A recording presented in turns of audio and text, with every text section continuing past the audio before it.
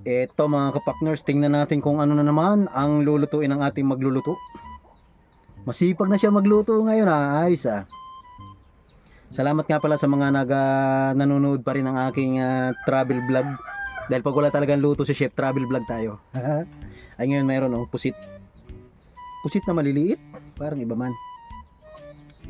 Anong tawag sa ganyang uri ng pusit? Kasi may kulay itim na ang sabaw. Tingnan natin kung anong kalabasan nitong pusit na ito. Parang labog. Nilagyan ng harina. Teka daw. Nilabog mo na, tapos lalagyan mo pa ng harina. Pirituhin mo. Ay alam ko na yan. Babanlawan mo na naman yan. Banlawan. Basta nilagay dyan sa parang ihawan na yan. Ayos na yan. Tapos, naging gayon.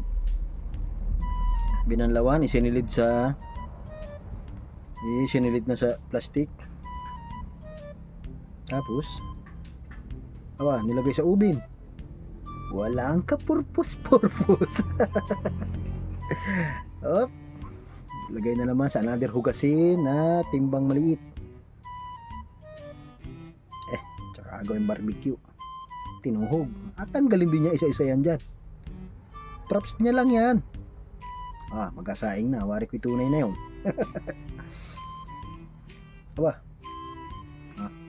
Kala ko naman luto agad. Yung bilis mag-magic. Nilagyan ng coconut cream. Parang gata. Nilagyan ng parang ginisa ari eh. Kumbaga sa atin hindi sa Pilipinas ay ginisa mix.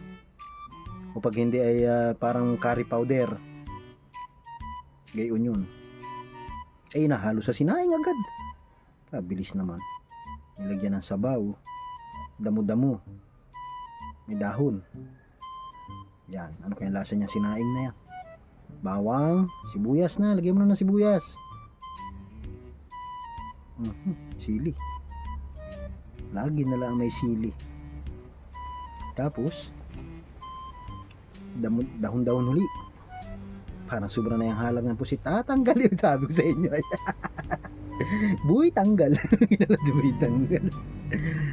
Bitsin. Ewan sa iyo, Chef, kung ano naman yan, napadakat mo na naman na yan. Hindi mo pa nilagay lahat yun. Hindi na naman siya makakain yan. Napamigay na naman yan. Hinalo pa yung tinta. Yung sinaing na may curry powder. Batilaw man. Batilaw yan aga. Luto na. Sus, pabiyaya ang pagtikim dyan. Kamahalang na naman yan. Wala na naman tayong matitikman yan. Sus, Mario Chef.